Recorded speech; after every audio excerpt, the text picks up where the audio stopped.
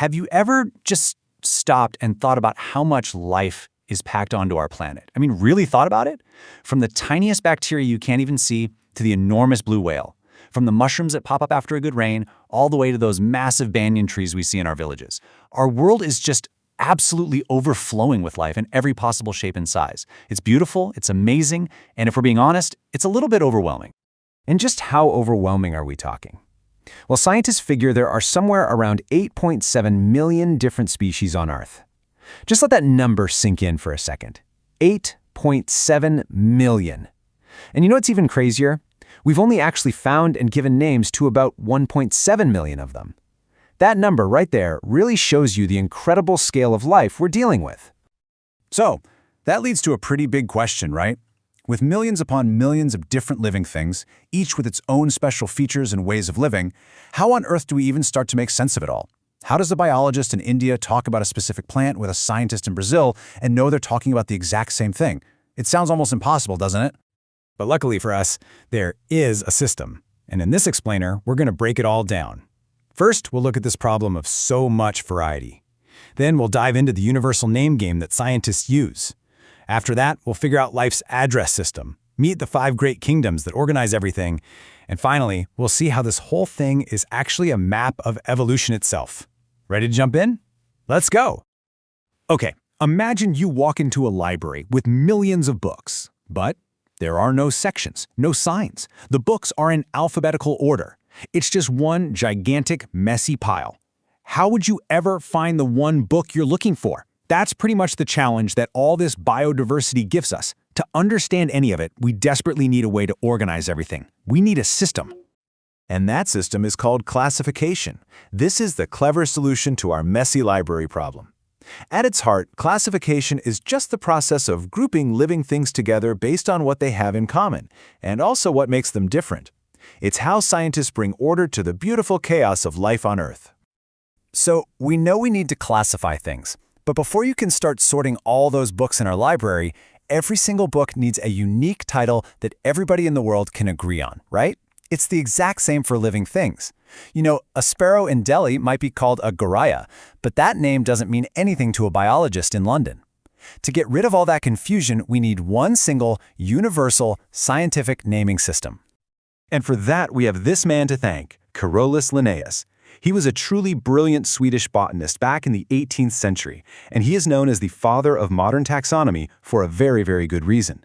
He came up with a really elegant and simple system for naming organisms that we still use today. You could say he's the genius who created the cataloging system for our entire library of life.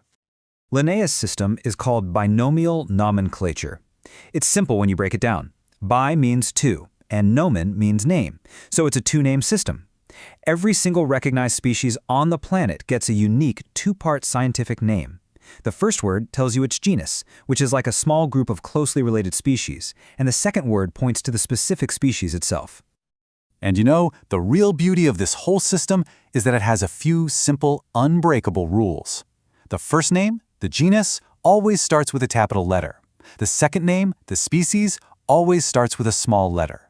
When you type it out on a computer, it's always in italics, and if you write it by hand, you have to underline each of the 2 words separately. These 4 simple rules mean that a scientific name is instantly recognizable no matter where you are in the world. Let's take a perfect example. We all know and love the mango, right? Here in India, we might call it Am, but it has dozens of other local names. For a scientist, though, it is always and only Mangifera indica. See? Mangifera is the genus. Indica is the species. And the best part? Whether you're in Delhi, Dublin, or Dubai, Mangifera indica means this one, exact, delicious fruit. Absolutely no confusion. All right, so every book in our library of life now has its own unique name. That's a huge step, but it's only half the job. Now we've got to actually organize them on the shelves. We need to create sections and aisles and give every single organism its own specific address. And in biology, we do that using a really powerful tool called the hierarchy of classification. This system, which was another gift to us from Linnaeus, is called the taxonomic hierarchy. And honestly, the best way to think about it is just like your home address. You've got your house number, which is on a street, which is in a city, in a state, and finally in a country. You see how each level gets bigger and broader? That is exactly how we figure out an organism's specific place in the grand scheme of all life. And here they are, the main levels of that address system. There are 7 of them, and they move from the most general, the biggest group, all the way down to the most specific. It all starts with kingdom. That's the broadest category, kind of like the whole country. Then it gets more and more focused. Phylum, class, order, family, genus, and finally, down to the single most specific unit, the species. That's like your exact house number. As you move down this list, the organisms in each group have more and more in common.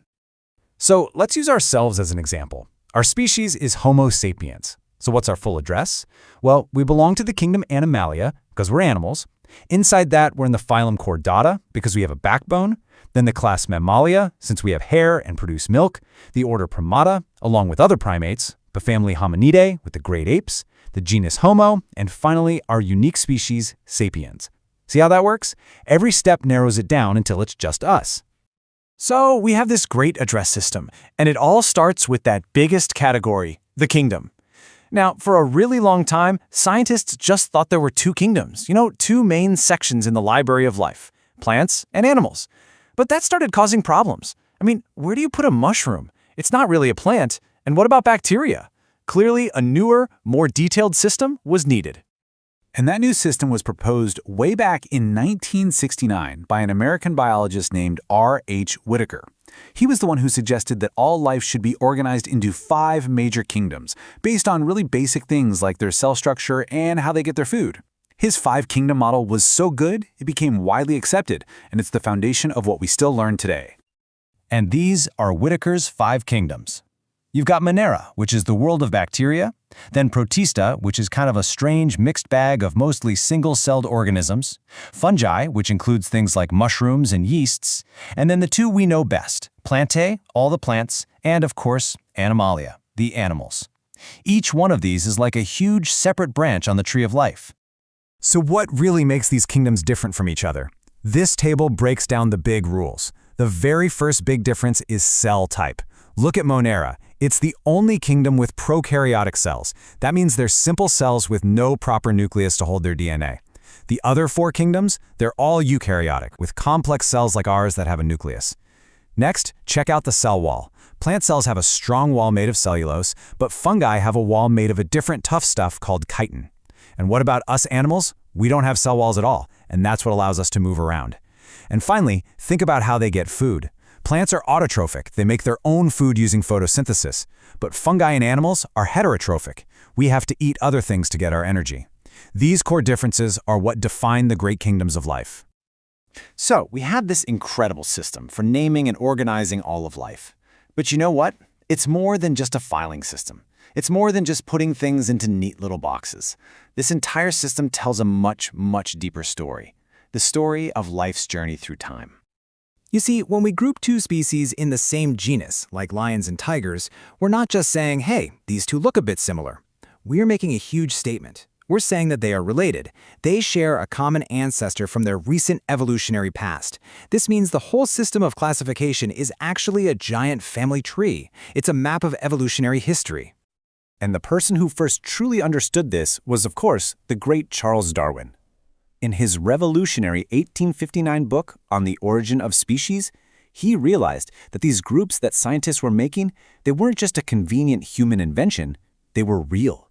They were the result of what he called descent with modification from common ancestors. So our classification system isn't artificial at all. It's a reflection of evolution in action. So, this amazing system does so much more than just organize. It tells the epic story of life on our planet. It's a story that started billions of years ago and is still being written today. Remember all those millions of species we haven't even discovered yet? Every single one holds a new secret, a new page in the book. And with modern tools like DNA sequencing, our map of life is constantly being updated and redrawn. Which leaves us with one last thought. What incredible discoveries will we add to the next chapter of life's amazing story?